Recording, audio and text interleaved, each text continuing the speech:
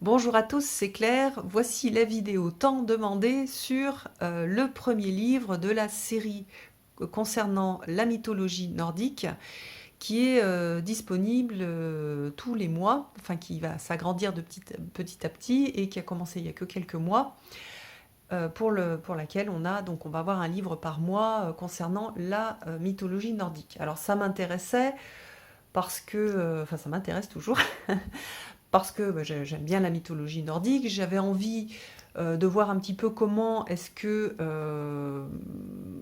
on pouvait avoir des choses aussi intéressantes tout en étant dans de la vulgarisation, la simplification, pas forcément quelque chose de très lourd. Et donc j'ai décidé d'acheter le premier. Donc je l'ai commandé dans ma maison de la presse. J'ai commandé le premier parce que je voulais avoir le premier. Et puis, je vais voir, je pense que j'en achèterai d'autres. Donc, c'est une série qui va donc sortir tous les mois, pour laquelle on peut s'engager à payer avec certains avantages. Si on s'engage en ligne, on peut recevoir un carnet, un livre sur les dragons qui a l'air assez joli, et puis on a, je crois, un des livres qui est gratuit. Donc, il y a pas mal d'avantages. Moi, je n'aime pas trop m'engager sur quelque chose d'aussi long.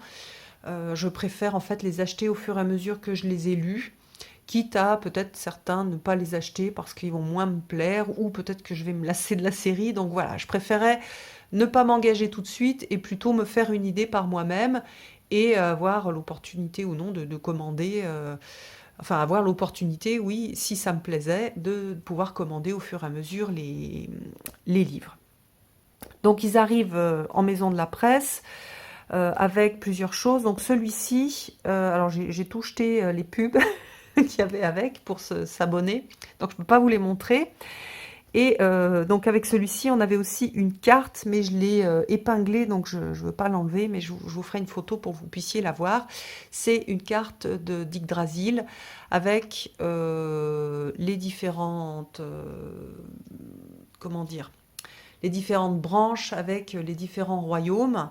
Voilà, le Midgard, le royaume des hommes, voilà, on a plusieurs, le royaume des elfes, le royaume des nains, etc. Donc c'est une des représentations d'Yggdrasil, hein. Il y en a plusieurs, selon les écrits, les choses ne sont pas tout à fait aux mêmes endroits. Et puis, qu'est-ce qu'il y a dessus aussi? Oui, des deux côtés, on a deux, trois personnages clés des sagas des dieux et deux, trois personnages clés, je crois, des sagas des héros. Donc voilà comment est faite la carte. Alors, le livre est super joli. En tout cas, la couverture est super chouette. Quand on l'ouvre, on a quelque chose d'assez sympa aussi. Ça fait un peu papier recyclé. On a la présentation des personnages de l'histoire qui va nous être contée ensuite, donc avec les différents dieux et la présentation rapide des dieux. Les humains, qui vont aussi interagir dans l'histoire, et puis les nains, qui sont aussi importants dans cette histoire. Donc le premier, c'est Thor et le pouvoir de Mjolnir, qui est son marteau, donc le pouvoir du marteau, et on voit comment est-ce que Thor est arrivé, enfin, a acquis ce marteau, comment est-ce qu'il a récupéré ce marteau. Donc après, on a une histoire, alors c'est une histoire romancée, avec beaucoup d'ajouts pour rajouter de l'intérêt à l'histoire. Donc on a des états d'âme des dieux, des états d'âme des personnages. Donc c'est pas du roman historique, c'est quelque chose de romancé. Enfin, c'est pas du roman historique. C'est pas du roman mythologique brut, c'est quelque chose d'extrêmement romancé, re-raconté.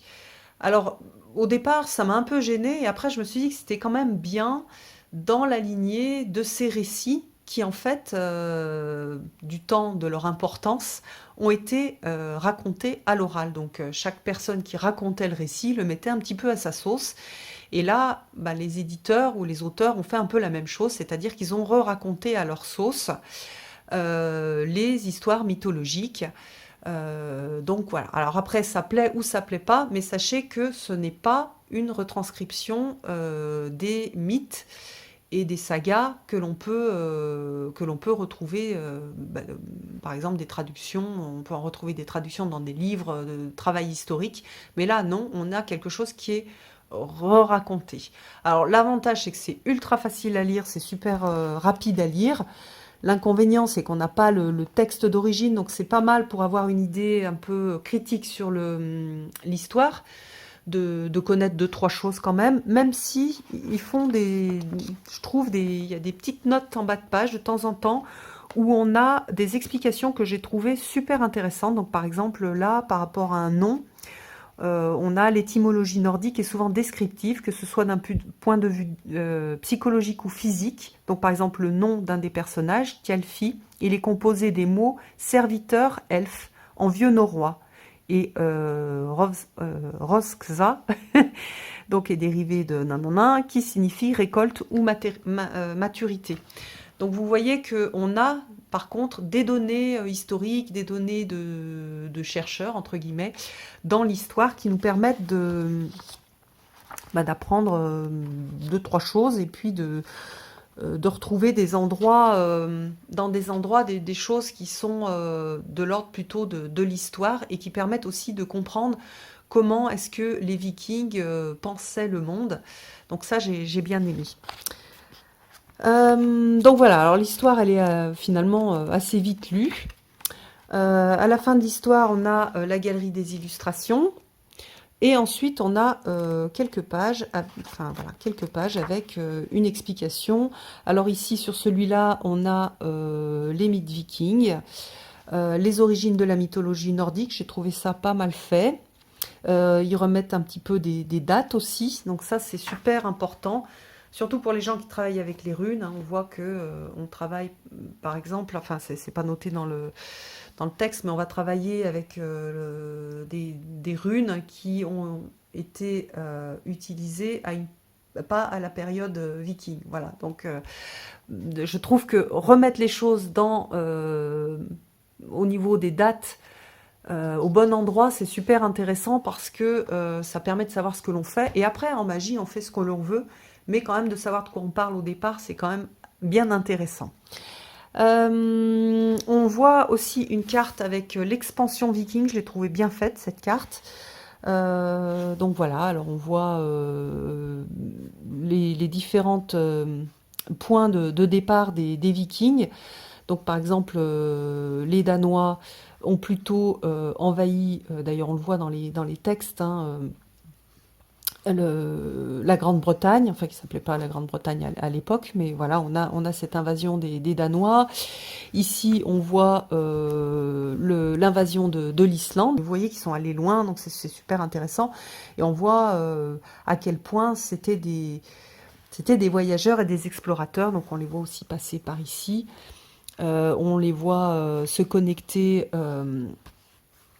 à la Russie, à Kiev, ils sont descendus jusqu'à Constantinople, donc on voit à quel point ils ont été en contact avec avec énormément d'autres peuples, d'autres cultures, et à quel point aussi ils ont fait ce qu'on appelle aujourd'hui l'appropriation culturelle, c'est-à-dire ils ont récupéré tout un tas de choses, tout ce qui leur plaisait, les inspirait, etc., ils les ont récupérés, donc on a un peuple qui a beaucoup voyagé, qui a été beaucoup en contact avec les autres, et qui a, de ce fait-là, acquis pas mal de richesses par ce contact avec les autres. Pas seulement des richesses sonnantes et trébuchantes, mais des richesses personnelles. Donc une mythologie faite pour être racontée.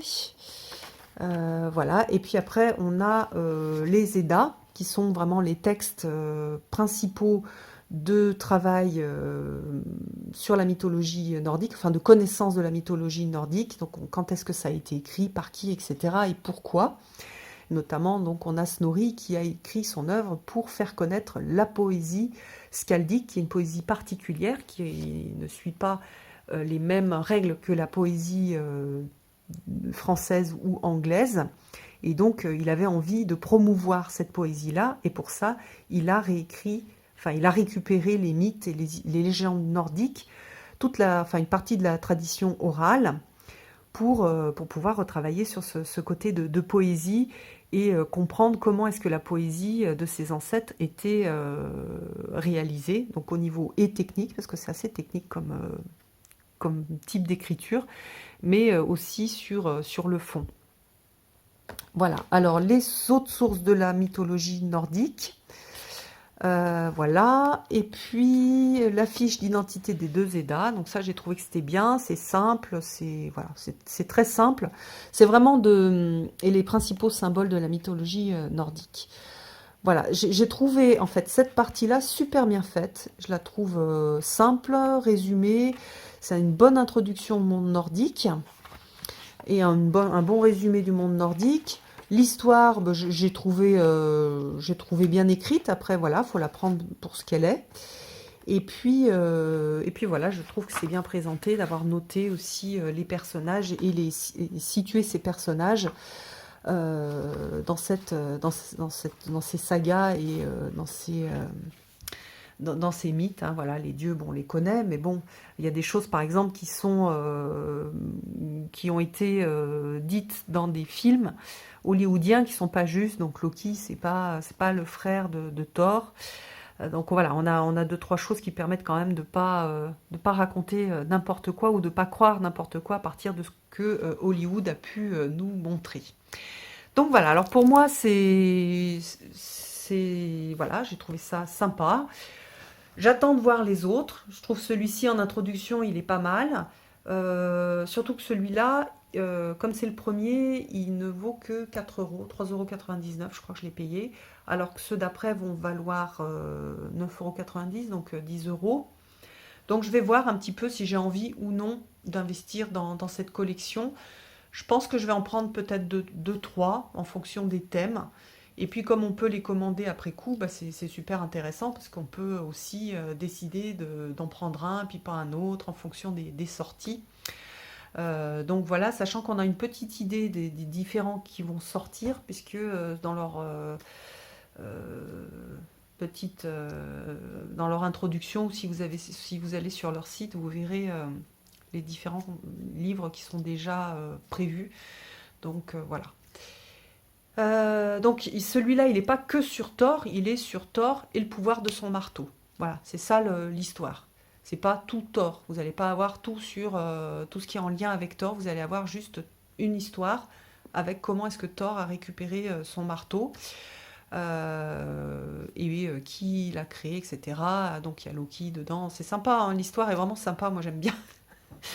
Après, il y a une analyse aussi en fonction de l'histoire, enfin, la façon dont l'histoire est contée, il y a une analyse de Loki qui est aussi, je trouve, assez touchante et intéressante, mais c'est une analyse contemporaine. Voilà, j'espère que ça vous a plu, je vous embrasse tous et je vous donne rendez-vous pour une prochaine vidéo. À bientôt!